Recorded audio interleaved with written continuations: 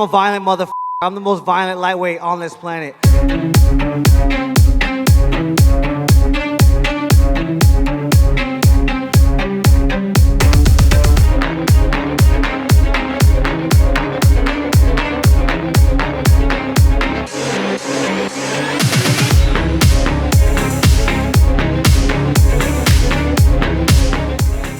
Justin Gaethje was fed violence through his umbilical cord as he started wrestling at 4 years old with his twin brother back home in Safford, Arizona. Gaethje grew up in a small city in rural Arizona, and most of his young days consisted of causing chaos and breaking shit with his twin brother. As a kid in Safford, you're almost destined to work at the copper mine, which is the city's biggest pride alongside Justin Gaethje.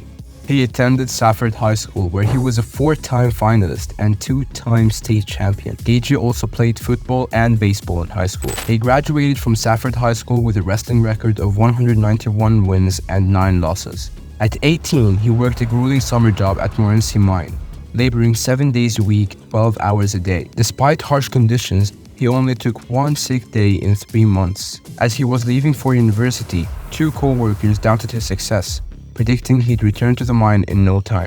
He arrived at UNC in 2007 and went on to earn the first Division I All-American honors in the program's history, earning 7th place in the 2010 Nationals. He dipped into MMA when fighters trained with his wrestling team on campus at the University of Northern Colorado. He started taking amateur fights during summers, fighting and winning a total of 7 times. He earned his nickname The Highlight because he'd just pick people up and slam them down.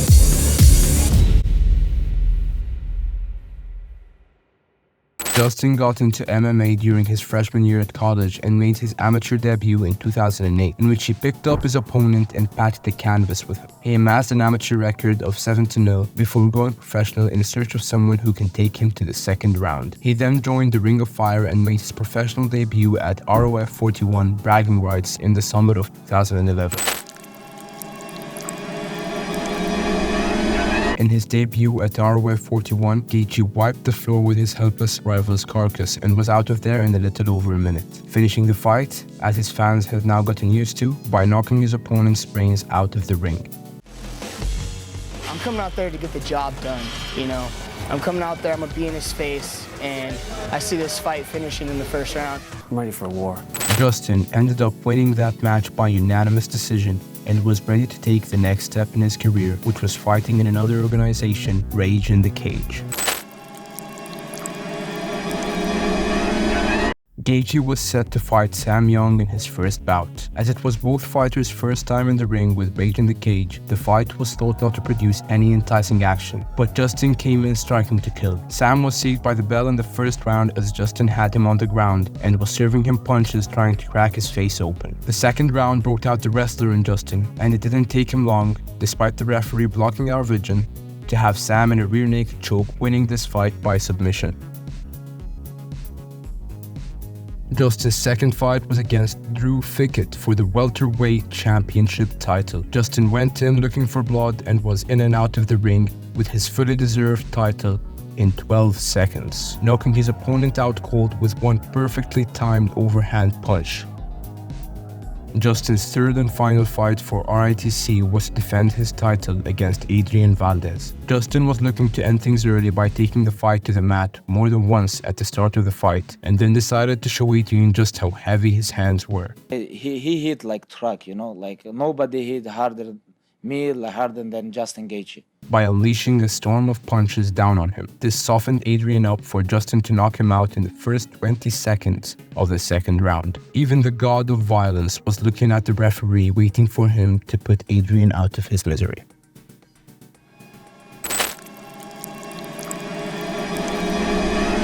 When Justin made his move to World Series of Fighting, he had a perfect professional record of 7 wins out of 7 fights, with no plan to let anyone tarnish that reputation. When he made his debut in the March of 2013, he bombarded his opponent Cavalcante with a beautiful combination of punches and elbows, perfectly coordinated, to open up his face. No, literally. The fight was stopped in the middle of the first round by the doctor because the cut on Cavalcante's face was simply too big, and therefore Justin was given his first win in WSOF.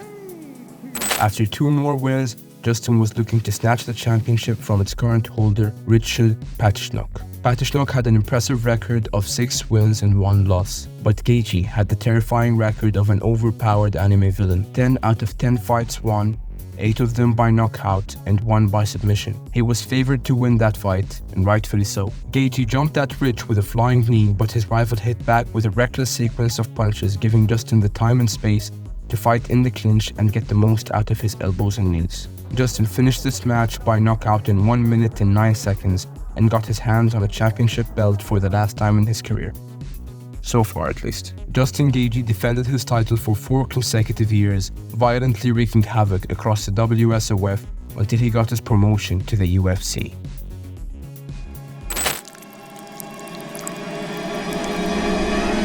Justin Gaethje has left quite the impression on this organization since he first joined them back in 2017. Justin Gaethje is a monster. He's a monster. He's a terrifying individual. In a sport that's violent, he stands out as the most violent. You know how crazy that is? After joining the UFC, his first fight was scheduled to be against Michael Johnson. Did your mom have sex with her brother to have you, or was it your cousin or something? Because you're the most inbred piece of shit I've ever seen in my life. So who fucked who? Have you? When you break me, we'll see. Justin's UFC debut was an entertaining bout to say the least, with the first round showing 2 extremely talented and dedicated fighters determined to kill each other. After exchanging blows back and forth, the round reached its peak towards the very end, where Johnson looked about to knock Gaethje out, but Justin simply refused to go down.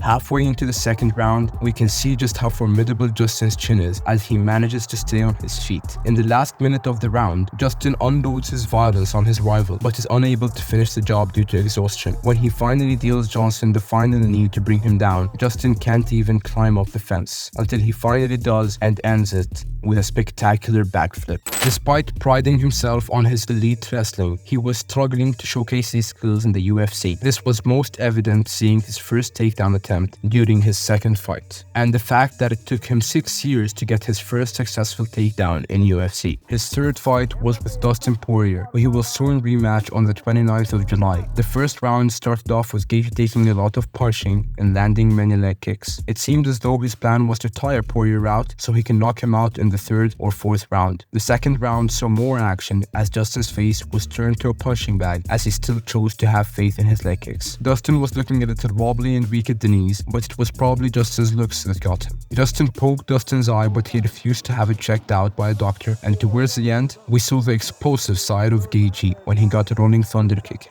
Although the first 2 rounds involved almost no wrestling, Dustin tried taking Gaethje down in the beginning of round 3, but Gaethje quickly got back up again. Being out-wrestled annoyed Justin so much that he had to poke Poirier's eye once more. Dustin had just enough time to poke him back before the end of the round. The 4th round saw Poirier use Justin's open right side when throwing his leg kicks to place a perfectly timed clean punch on his face, which dazed his rival, and his continued punches brought Gaethje down to the ground.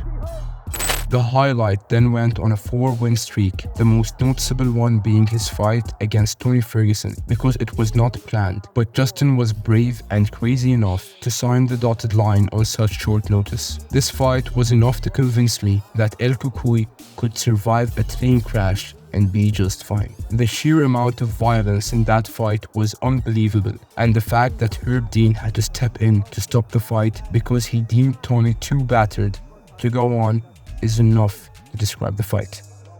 Justin fought Khabib for the title, and despite being able to place several leg kicks and punches, it was simply Khabib's outstanding takedown skills that broke Gaethje down and ultimately got him in an inescapable triangle choke that put Justin to sleep. Why that night was absolutely huge. You know, with the passing of his father, him having the knowledge that it was going to be his last fight, he was almost impossible to beat that night. In his last fight against Rafael Fiziev, the first round saw action from both sides, with the impressive speed of Fiziev taking Dustin by surprise, but Dustin having the better round through his powerful leg kicks and well-timed jabs. The second round was a more explosive Rafael, advancing on Gaethje in a way the highlight was not really familiar with, forcing him to resort to eye-poking. Whenever Dustin tried to close up the distance, Fiziev responded with bone-cracking knee kicks to the body. Coming off the momentum of round 2, Rafael came in swinging, landing a great hook followed by a jaw-shattering knee. But with a minute and a half left on the clock, it looked like the fight could go either way. Dustin was landing successful left jabs, and Rafael was doing nothing to check them, which ultimately split the difference between the two fighters. With 5 seconds left on the clock, Justin Gaethje was able to achieve his proudest moment in UFC, his first takedown. And now, with the baddest motherfucker title on the line, Justin the Highlight Gaethje will face Dustin the Diamond Poirier, this time for revenge, for legacy, and most importantly, for blood.